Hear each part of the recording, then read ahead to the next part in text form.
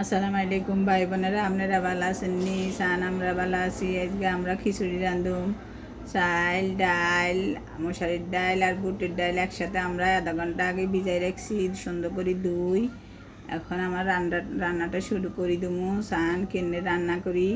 এই সান আমরা মশলা গুঁড়া করে লমু। শুকনা মরিচ, ধনিয়া, জিরা, মৌরি, দারচিনি, এলাচি, লং, গোলমরিচ এগুলো আমরা গুঁড়া করি লমু। চান আমি এখন হাইলা বসাই দিই। দারচিনি, এলাচি, তেজপাতা, দুগা জিরা, লং, দুগা গোলমরিচ দেখেন এগুলো আমরা তেলের মধ্যে ভাজি এলামু।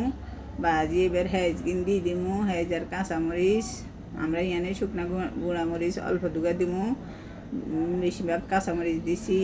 সান আমরা মশলা গুঁড়া করে লইছি ব্লাইন্ডারে। আপনারা চাইলে হাডার বাড়িও গুঁড়া করে লিতেন হারিবেন। সান আমরা পেঁয়াজ কানা ভাজা ভাজা করছি। লবণ দিয়ে 2 চামচ, হলুদ 2 চামচ, গুঁড়ামরিচ হাফ চামচ দিয়ে আমরা এই মশলা বালা মতো ভাজুম। তারপর আদা রসুন দিমু। সান 2 চামচ আদা, 2 চামচ রসুন দিয়ে আমরা কানা ভাজি এলামু। এবার আমরা গুঁড়া মশলাগুন দিয়ে দেবো। এভাবে আপনারা খিচুড়ি রান্না করি চাইয়েন, খুব স্বাদ হয়। এবার আমরা একটু জল দিয়ে মশলাগিন কষামু। চান মশলাগিন কষানো হয়ে গেছে। এবার আমরা চাইল ডাইজেন ভিজে রেখছি ডালি দেবো। দিয়ে আমরা এবার হানি দিয়ে দেবো। আমরা এখানে 1 কেজি চাল আর প্রায় 3 পা ডাল, মশারির ডাল আর বুটের ডাল মিক্স করে লইছি। এভাবে আপনারা রান্না করবেন। এবার আমরা পানি দিয়ে ঢাকি দেবো। সান অনেকক্ষণ আমরা প্রায় 1 ঘন্টার মতো চুলা কমাই দিয়ে ঢাকি থুই দিছি। কতক্ষণ পর পর নাড়ে দিছি। এই সান আবার নাড়ে দিয়ে আরও কিছুক্ষণ থাকবে চুলাত। তারপর আমরা নামাইলমু। এবার ডাকনা দিয়ে থুই দেবো। সান কত সুন্দর হয়েছে। আমরা এর লগে একটু চিনিও দিয়ে দিব। চিনি দিয়ে দিলে একটু স্বাদটা বাড়ে। দিয়ে একটু লাড়ি ডাকনা দিয়ে থুই দেবো।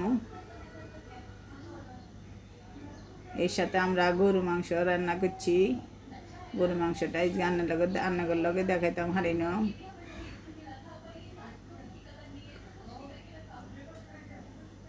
সান গরু মাংস রান্না করিয়া লাইছি। আজকে আলু দিয়ে গরু মাংসের ঝোল রান্না করছি। এবার আমরা খামু। সান খিচুড়িটা কত সুন্দর রং হয়েছে। এভাবে আপনারা রান্না করি চাইয়েন, অনেক স্বাদ হয়।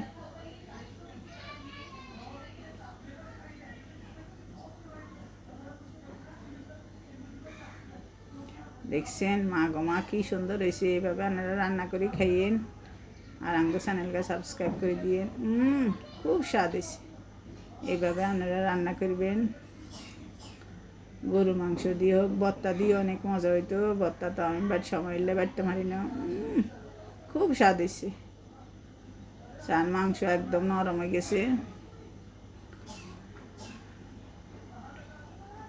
আমার চ্যানেলকে সাবস্ক্রাইব করে দিয়েন, লাইক করে দিয়েন, শেয়ার করে দিয়েন। আজ পর্যন্ত আল্লাহ হাফিজ। আর আপনারা ভালো থাকেন। এভাবে রান্না করে খাইয়েন।